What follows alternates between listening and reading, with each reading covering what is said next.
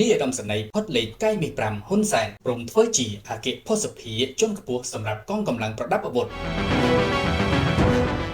សម្ដេចតេជោនាយឧត្តមសេនីយ៍ផុតលេខកៃមាស5ហ៊ុនសែនបានប្រកាសទទួលយកសំណើរបស់មេបញ្ជាការទាំងឡាយនៅភារកិច្ចជាអគ្គភស្តុភារជាន់ខ្ពស់សម្រាប់កងកម្លាំងប្រដាប់អាវុធសម្ដេចអគ្គមហាសេនាបតីតេជោនាយកឧត្តមសេនីយ៍ផុតលេខកៃមាស5ហ៊ុនសែនប្រធានព្រឹទ្ធសភានិងជាប្រធានក្រុមឧត្តមប្រឹក្សាផ្ទាល់ព្រះមហាក្សត្របានប្រកាសជូនដូចនេះក្នុងឱកាសអញ្ជើញជួបជុំជាមួយមេបញ្ជាការអង្គភាពចំណុចទិសទី2និងទិសទី3នៅទីបញ្ជាការស្រាលទិសទី3ក្រុងសំរោងខេត្តឧត្តរមានជ័យនាព្រឹកថ្ងៃទី26ខែមិថុនាឆ្នាំ2025លោកជាធិរិទ្ធអ្នកនាំពាក្យសម្ដេចតេជោហ៊ុនសែនប្រធានព្រឹទ្ធសភាបានប្រាប់នាយកព័ត៌មានឲ្យដឹងថានៅក្នុងកិច្ចប្រជុំនេះសម្ដេចតេជោហ៊ុនសែនបានប្រកាសទទួលយកតាមសំណើរបស់មេបញ្ជាការទាំងឡាយនៅភារកិច្ចជាអគ្គភស្តុភារជាន់ខ្ពស់សម្រាប់កងកម្លាំងប្រដាប់អាវុធរបស់កម្ពុជាដែលជាការបញ្ជាក់យ៉ាងច្បាស់ពីសម្ដេចនៅក្នុងការជួយដល់កងទ័ពជាពិសេសគឺការធានានៅការផ្គត់ផ្គង់ដល់កងកម្លាំងប្រដាប់អាវុធដែលកំពុងតែប្រឈមជាមួយនឹងសត្រូវទន្ទឹមនឹងការទទួលយកសំណើសម្ដេចតេជោ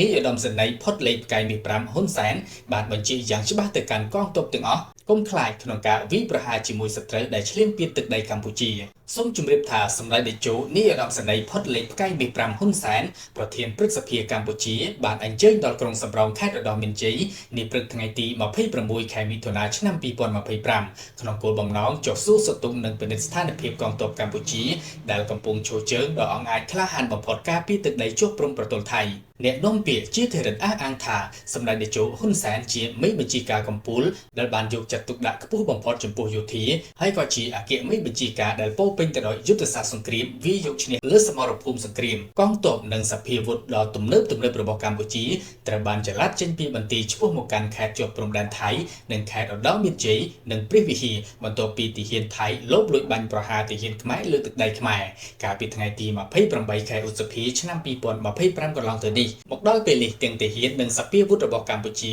ត្រូវបានត្រៀមបម្រុងជាប់ប្រចាំដើម្បីការពារទឹកដីករណីមានការឈ្លានពានណាមួយពីកងទ័ពថៃ